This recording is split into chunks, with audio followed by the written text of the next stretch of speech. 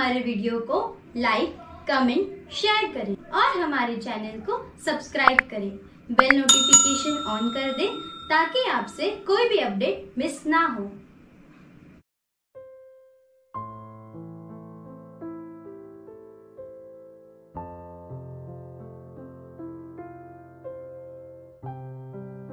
पिछली बार हमने यूसुफ की कहानी में देखा कि वह कारागार में था और परमेश्वर का विशेष दान उसके पास होता है कि वह लोगों के सपनों का अनुवाद कर सकता है। पहले वह राजा के 2 सेवक का करता है, साथ ही उम्मीद रखता है कि शायद उसे फायदा मिले और उसे जेल से आजादी मिले। फिर 2 साल बाद मिस्र का राजा, जिसे फिरौन भी कहा जाता है, उसे 2 सपने आते हैं। वह बहुत विचलित हो जाता है और यूसुफ को बुलाया जाता है अनुवाद करने के लिए। यूसुफ के अनुवाद से फिरौन उसे मिस्र का प्रधानमंत्री बनाता है और उसका विवाह भी होता है। और जैसे उसका अनुवाद था, 7 साल मिस्र में बहुतायत की उपज होती है और अब समय होता है अकाल का, जिसके लिए यूसुफ की वजह से मिस्र तैयार था। कनान में भी आकार का असर होता है और जब याकूब के 10 पुत्र मिस्र में आते हैं तो वे दंडवत करते हैं, जिसे देख यूसुफ, जो उन्हें पहचान लेता है, उसे अपना बचपन का सपना याद आता है जो गठरी के विषय में था। और दूसरी बार जब भाई आते हैं तब बेन्यामीन उनके साथ होता है, क्योंकि उसने शर्त रखी थी, छोटे भाई को लेकर आओ। जब सारे भाई इकट्ठा होते हैं तो वह एक साथ यूसुफ के घर में दावत करते हैं, पर कोई भी यूसुफ को नहीं पहचानता, क्योंकि यूसुफ का पहनावा पूरी तरह मिस्रियों की तरह था और वह उनसे बात करने के लिए अनुवाद करने वाले का इस्तेमाल करता था, पर वह उनकी भाषा समझता था और मन ही मन रोकता था उनसे मिलने के लिए।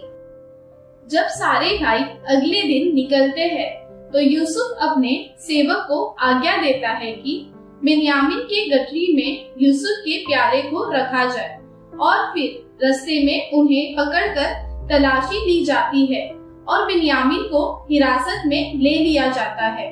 सारे भाई रोते हुए यूसुफ के पास पहुंचते हैं और यहूदा रोकर अनुरोध करता है कि बेन्यामीन को छोड़ा जाए और उसके बदले में उसे गुलाम रखा जाए।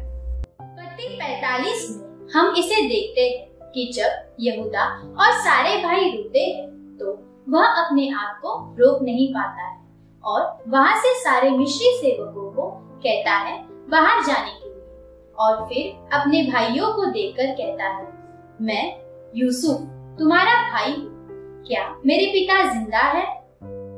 यह कहकर वो जोर जोर से रोने लगा। उसके रोने की आवाज बाहर मिस्रियों को भी सुनाई दी और फिरौन के घराने को भी पता चला। यह सुनकर और देखकर सारे भाई घबरा गए और वे नहीं जानते थे कि वे कैसे प्रतिक्रिया करें। पर यूसुफ उन्हें गले लगाता है और कहता है वचन 4 से 8 में,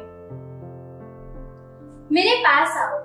इसीलिए यूसुफ के भाई निकट गए और यूसुफ ने उनसे कहा, मैं आप लोगों का भाई यूसुफ, मैं वही हूँ जिसे मिस्रियों के हाथ आप लोगों ने दास के रूप में बेचा था।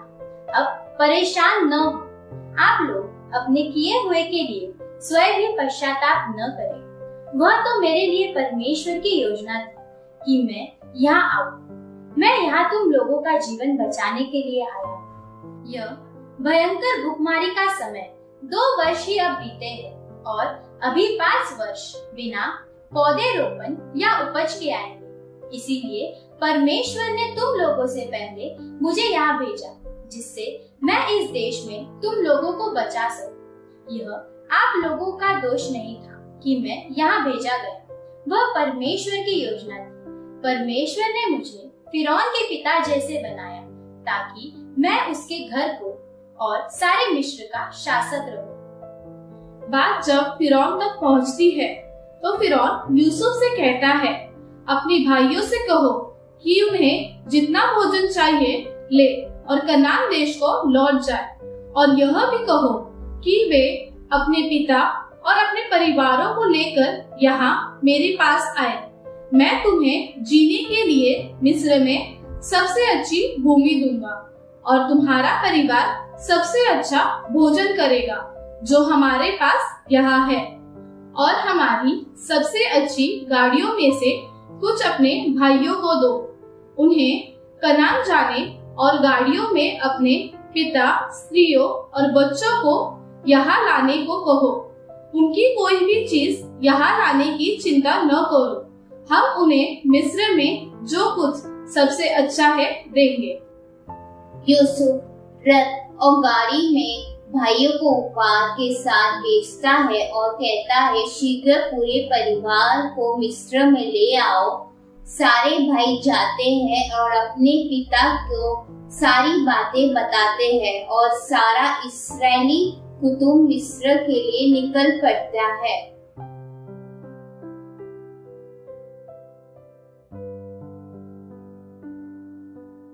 जब वे बेरशेबा पहुंचता है तो परमेश्वर याकूब को सपने में दर्शन देता है और कहता है, उत्पत्ति 46 वचन 2 से 4 में, रात में परमेश्वर इज़राइल के सपने में बोला। परमेश्वर ने कहा, याकूब याकूब, और इज़राइल ने उत्तर दिया, मैं यहाँ हूँ। तब यहोवा ने कहा, मैं यहोवा हूँ, तुम्हारे पिता का परमेश्वर। मिस्र जाने से न डरो, मिस्र में मैं तुम्हें महान राष्ट्र बनाऊंगा। मैं तुम्हारे साथ मिस्र चलूंगा और मैं तुम्हें फिर मिस्र से बाहर निकाल लाऊंगा। तुम मिस्र में मरोगे, किंतु यूसुफ तुम्हारे साथ रहेगा। जब तुम मरोगे तो वह स्वयं अपने हाथों से तुम्हारी आंखें बंद करेगा। कुल मिलाकर 66 लोग थे जो मिस्र में गए, और यूसुफ का परिवार जो 4 लोगों को जोड़े तो 70 लोग हो जाते हैं। उत्पत्ति 47 बताता है कि यूसुफ फिरौन से बात करके उन सबको गोशेन में बसने की व्यवस्था कराता है, साथ ही उनके खाने पीने की व्यवस्था कराता है। याकूब जब मिस्र में गया तब उसकी उम्र 130 वर्ष की थी और यूसुफ 17 वर्ष का था जब उसे मिस्र में बेचा गया था, और जब वह प्रधानमंत्री बना तब वह 30 वर्ष का था, और 9 साल के बाद उसका मिलन अपने परिवार के साथ होता है। मिस्र में अकाल की तीव्रता बढ़ जाती है और मिस्री लोग के पास कोई धन बाकी नहीं रहा, और वे यूसुफ के पास आए और यूसुफ ने अनाज के बदले उनके जानवर और जमीन खरीदकर उनको अनाज दिया। इस प्रकार यूसुफ ने फिरौन को सारी जमीन और काफी मात्रा में जानवर अपने नाम किए, सिवाय मिस्र के पुजारियों के। अकाल के बाद यूसुफ ने मिस्र के लोगों को कहा, अब मैंने तुम लोगों को और तुम्हारी भूमि को फिरौन के लिए खरीद लिया है, इसीलिए मैं तुमको बीज दूंगा और तुम लोग अपने खेतों में पौधे लगा सकते हो। फसल कटने के समय तुम लोग फसल का 5वां हिस्सा फिरौन को अवश्य देना। तुम लोग अपने लिए 5 में से 4 हिस्से रख सकते हो। तुम लोग उस बीज को जिसे भोजन और बोने के लिए रखोगे उसे दूसरे वर्ष उपयोग में ला सकोगे। अब तुम अपने परिवारों और बच्चों को खिला सकते हो।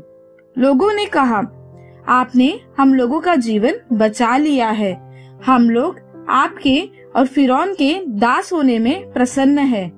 इसीलिए यूसुफ ने उस समय देश में एक नया नियम बनाया और वह नियम अब तक चला आ रहा है।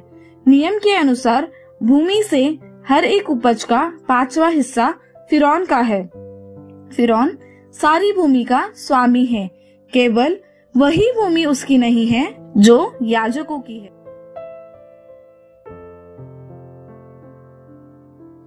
याकूब मिस्र के गोशेन प्रदेश में 17 वर्ष रहा। उसका परिवार बड़ा और बहुत हो गया। उन्होंने मिस्र में उस भूमि को पाया और अच्छा जीवन बिताया। उसने यूसुफ को बुलाया और उसे वचन देने को कहा कि जब मैं मरूं तो मुझे मेरे पूर्वजों के साथ कनान में दफनाया जाए। और यूसुफ अपने पिता को वचन देता है और जब उसने वचन दिया। याकूब अपनी लाठी के ऊपर झुककर परमेश्वर की आराधना करता है। उत्पत्ति 48 में हम देखते हैं कि याकूब की तबीयत खराब हो जाती है और यूसुफ उससे मिलने अपने संतानों के साथ आता है। उम्र की वजह से उसकी आंखें कमजोर हो जाती है। जब उसे पता चलता है कि यूसुफ आया है तो अपने सामर्थ जुटा कर उठकर बैठ जाता है। वह यूसुफ से कहता है कि मैं तुझे देखने की उम्मीद छोड़ चुका था, पर आज मैं तेरे बेटों को देख रहा हूँ। फिर याकूब कहता है कि तेरे यह दोनों पुत्र मेरी संतान के रूप में जाने जाएंगे और इन दोनों के बाद जो पुत्र होंगे वे तेरी संतान कहलाए जाएंगे। फिर याकूब यूसुफ के दोनों पुत्रों को आशीष देता है। वचन 15 से 16 में हम याकूब को आशीष देते हुए देखते हैं। और इज़राइल ने यूसुफ को आशीर्वाद दिया और कहा, मेरे पूर्वज अब्राहम और इसहाक ने हमारे परमेश्वर की उपासना की और वही परमेश्वर मेरे पूरे जीवन का पथ प्रदर्शक रहा है। वही दूत रहा जिसने मुझे सभी कष्टों से बचाया और मेरी प्रार्थना है कि इन लड़कों को वही आशीर्वाद दे। अब ये बच्चे मेरा नाम पाएंगे, वह हमारे पूर्वज अब्राहम और इसहाक का नाम पाएंगे। मैं प्रार्थना करता हूँ कि वे इस धरती पर बड़े परिवार और राष्ट्र बनेंगे। याकूब कहता है कि एफ्रेम जो छोटा है वह मनशे जो पहलौठा है उससे श्रेष्ठ होगा, और कहता है कि इज़राइल के लोग उनका नाम आशीष की तरह इस्तेमाल करेंगे, जैसे परमेश्वर तुम्हें एफ्रेम और मनशे के समान बनाए। और उन दोनों को अमोरी लोगों की पहाड़ी देता हूँ कि वे राज्य के भाग हो। उत्पत्ति 49 में हम देखते हैं कि याकूब सारे पुत्रों को बुलाता है और उन्हें आशीष देता है, जिससे उन्हें आने वाले युग में वे इज़राइल देश के प्रांत की तरह उभरेंगे। रूबेन वचन 3 से 4। रूबेन, तुम मेरे प्रथम पुत्र हो, तुम मेरे पहले पुत्र और मेरी शक्ति का पहला सबूत हो। तुम मेरे सभी पुत्रों से अधिक गर्वीले और बलवान हो, किंतु तुम बाढ़ की तरंगों की तरह प्रचंड हो। तुम सभी पुत्रों से अधिक महत्व के नहीं हो सकोगे। तुम उस स्त्री के साथ सोए जो तुम्हारे पिता की थी। तुमने अपने पिता के बिछौने को सम्मान नहीं दिया। शिमोन और लेवी वचन 5 से 7 में शिमोन और लेवी भाई है। उन्हें अपनी तलवारों से लड़ना प्रिय है। उन्होंने गुप्त रूप से बुरी योजनाएं बनाई। मेरी आत्मा उनकी योजनाओं का कोई अंश नहीं चाहती। मैं उनकी गुप्त बैठकों को स्वीकार नहीं करूंगा। उन्होंने आदमियों की हत्या की जब वे क्रोध में थे, और उन्होंने केवल विनोद के लिए जानवरों को चोट पहुंचाई। उनका क्रोध एक अभिशाप है। ये अत्यधिक कठोर और अपने पागलपन में क्रोधित है। याकूब के देश में इनके परिवारों की अपनी भूमि नहीं होगी। वे पूरे इज़राइल में फैलेंगे। यहूदा वचन 8 से 12। यहूदा, तुम्हारे भाई तुम्हारी प्रशंसा करेंगे। तुम अपने शत्रुओं को हराओगे। तुम्हारे भाई तुम्हारे सामने झुकेंगे। यहूदा उस शेर की तरह है जिसने किसी जानवर को मारा हो। हे मेरे पुत्र, तुम अपने शिकार पर खड़े शेर के समान हो, जो आराम करने के लिए लेटता है, और कोई इतना बहादुर नहीं कि उसे छेड़ दे। यहूदा के परिवार के व्यक्ति राजा होंगे। उसके परिवार का राज्य चिन्ह उसके परिवार की से वास्तविकता शासक के आने से पहले समाप्त नहीं होगा। तब अनेक लोग उसके आदेश मानेंगे और सेवा करेंगे। वह अपने गधे को अंगूर की बेल से बांधता है। वह अपने गधे के बच्चों को सबसे अच्छी अंगूर की बेलों में बांधता है। वह अपने वस्त्रों को धोने के लिए सबसे अच्छा दाखमधु का उपयोग करता है। उसकी आंखें दाखमधु पीने से लाल रहती है। उसके दांत दूध पीने से उजले हैं। जुबलून वचन 13। जुबलून समुद्र के निकट रहेगा। इसका समुद्री तट जहाजों के लिए सुरक्षित होगा। इसका प्रदेश सिदोन तक फैला रहेगा। इस्साकर वचन 14 से 15। इस्साकर उस गधे के समान है जिसने अत्यधिक कठोर काम किया है। वह भारी बोझ ढोने के कारण पस्त पड़ा है। वह देखेगा कि उसके आराम की जगह अच्छी है तथा यह कि उसकी भूमि सुहावनी है। तब वह भारी बोझे ढोने को तैयार होगा। वह दास के रूप में काम करना स्वीकार करेगा। दान वचन 16 से 18। दान अपने लोगों का न्याय वैसे ही करेगा जैसे इजराइल के अन्य परिवार करते हैं। दान सड़क के किनारे के सांप के समान है। वह रास्ते के पास लेटे हुए उस भयंकर सांप की तरह है जो घोड़े के पैर को डसता है और सवार घोड़े से गिर जाता है। यहोवा, मैं उद्धार की प्रतीक्षा कर रहा हूँ। गाद वचन 19। डाकुओं का एक गिरोह गाद पर हमला करेगा किंतु गाद उन्हें मार भगाएगा। आशेर वचन 20। आशेर की भूमि बहुत अच्छी उपज देगी। उसे वही भोजन मिलेगा जो राजाओं के लिए उपयुक्त होगा। नप्ताली वचन 21। नप्ताली स्वतंत्र दौड़ने वाली हिरन की तरह है और उसकी बोली उनके सुंदर बच्चों की तरह है। यूसुफ वचन 22 से 26। यूसुफ बहुत सफल है। यूसुफ फलों से लदी अंगूर की बेल के समान है। वह सोते के समीप उगी अंगूर की बेल की तरह है। बाड़े के सहारे उगी अंगूर की बेल की तरह है। बहुत से लोग उसके विरुद्ध हुए और उससे लड़े। धनुर्धारी लोग उससे पसंद नहीं करते, किंतु उसने अपने शक्तिशाली धनुष और कुशल भुजाओं से युद्ध जीता। वह याकूब के शक्तिशाली परमेश्वर चरवाह इज़राइल की चट्टान से शक्ति पाता है और अपने पिता के परमेश्वर से शक्ति पाता है। परमेश्वर तुमको आशीर्वाद दे। सर्वशक्तिमान परमेश्वर तुमको आशीर्वाद दे। वह तुम्हें ऊपर आकाश से आशीर्वाद दे और नीचे गहरे समुद्र से आशीर्वाद दे।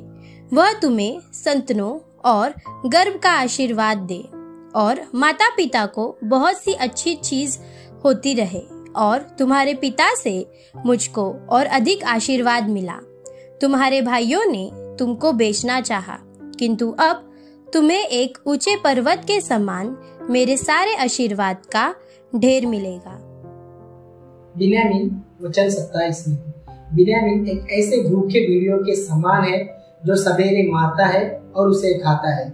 शाम को यह बचे कुचे से काम चलाता है। हम इन भविष्यवाणी जो आशीष के रूप में याकूब अपने संतानों को देता है उसके विषय में अधिक बाद में देखेंगे। याकूब ने अपने पुत्रों को यह निर्देश दिया, जब मैं मरूं तो मैं अपने लोगों के बीच रहना चाहता हूँ। मैं अपने पूर्वजों के साथ हिती एप्रोन के खेत की गुफा में दफनाया जाना चाहता हूँ। वह गुफा मेम्रे के निकट मकपेला के खेत में है। वह कनान देश में है। अब्राहम ने उस खेत को एप्रोन से इसीलिए खरीदा था जिससे उसके पास एक कब्रिस्तान हो सके। अब्राहम और उसकी पत्नी सारा उसी गुफा में दफनाए गए। इसहाक और उसकी पत्नी रिबका उसी गुफा में दफनाए गए। मैंने अपनी पत्नी लिया को उसी गुफा में दफनाया। अपने पुत्रों से बातें समाप्त करने के बाद याकूब लेट गया, पैरों को अपने बिछौने पर रखा और मर गया। उत्पत्ति 50 बताता है कि याकूब की संतानों ने शोक अपने पिता के मृत्यु के लिए किया, जिसमें 40 दिन मरने के बाद और मिस्रियों ने 70 दिन तक किया। जब वह समय पूरा हुआ तब यूसुफ फिरौन के पास जाकर अपने पिता को दफनाने के लिए अनुमति लेता है, जैसे मरने से पहले याकूब ने कहा था। यूसुफ अपने परिवार के साथ और मिस्र के उच्च मंत्रियों के साथ जाता है, वह स्थान जिसे अब्राहम ने खरीदा था, और उसे दफनाकर 7 दिन का शोक मनाते हैं और बाद में सब मिस्र को लौट आते हैं। जब भाइयों ने देखा कि उनका पिता गुजर गया है और वे डरे हुए थे कि अब यूसुफ बदला ले सकता है, तो वे यूसुफ को संदेश भेजते हैं और संदेश यह था, तुम्हारे पिता ने मरने से पहले हम लोगों को आदेश दिया था। उसने कहा, यूसुफ से कहना कि मैं निवेदन करता हूँ कि कृपया करके वह उस अपराध को क्षमा कर दे जो उन्होंने उसके साथ किया। इसीलिए अब हम तुम्हें प्रार्थना करते हैं कि उस अपराध को क्षमा कर दो जो हमने किए। हम लोग केवल तुम्हारे पिता के परमेश्वर के सेवक हैं।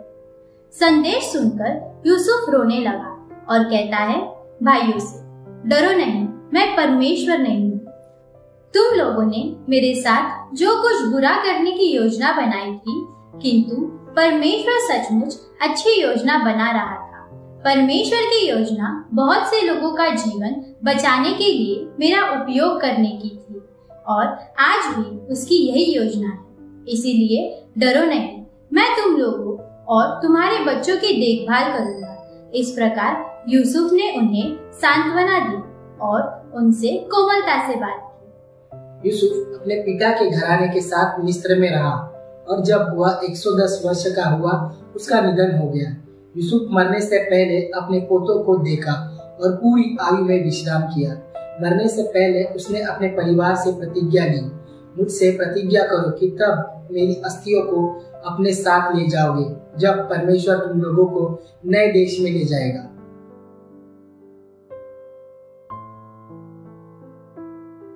हम देखते हैं कि याकूब के भाइयों ने बुरा किया, पर परमेश्वर ने उसी को बचाने वाला बनाया। वही अपने भाइयों को कहा, तुमने बुराई की, पर परमेश्वर ने उसे भलाई में बदल दिया। रोमियो 8:28 सही कहता है।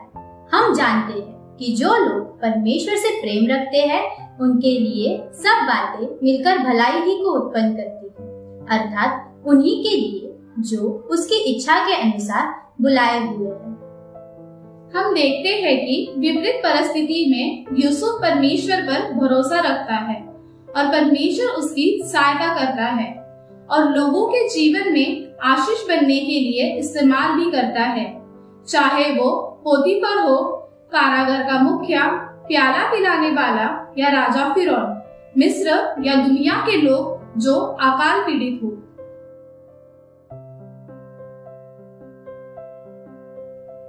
उत्पत्ति की शुरुआत से हमने देखा कि परमेश्वर आदम के जरिए प्रतिज्ञा की वाचा बांधता है जिससे उद्धारकर्ता आएगा, यानी यीशु मसीह। आदम से नूह तक, फिर अब्राहम से याकूब तक और याकूब की भविष्यवाणी के जरिए यहूदा के कुटुंब को। याकूब की आशीष की भविष्यवाणी में हम देखते हैं कि उत्पत्ति 49:10 में जब तक शिलो न आए तब तक न तो यहूदा से राजदंड छूटेगा, न उसके वंश से व्यवस्था देने वाला अलग होगा और राज्य राज्य के लोग उसके अधीन हो जाएंगे। जब याकूब भविष्यवाणी कर रहा था तब उसकी नजर यीशु मसीह पर थी। शिलो, जब तक वह अधिकार में आए और सारे लोग आशीष पाए। यीशु मसीह यहूदा के वंश से आता है और यह भविष्यवाणी पूरी होती है। उत्पत्ति की यह किताब मूसा ने लिखी है, जिसकी जानकारी उसने इजरायलियों के पास से पाई और परमेश्वर की आत्मा से प्रेरित होकर लिखा है। निर्गमन 12:40 बताता है कि वे 430 वर्ष वहां रहे, जो लगभग 2648 वर्ष हुए सृष्टि के निर्माण के दिन से। उत्पत्ति का अर्थ है शुरुआत या आरंभ। हम देखते हैं इजरायलियों के पास मूसा की किताब धरोहर है, जिससे वे व्यवस्था की पहली किताब कहते हैं, जिसे मूसा यहोशू को देता है, जो आज हमारे पास है।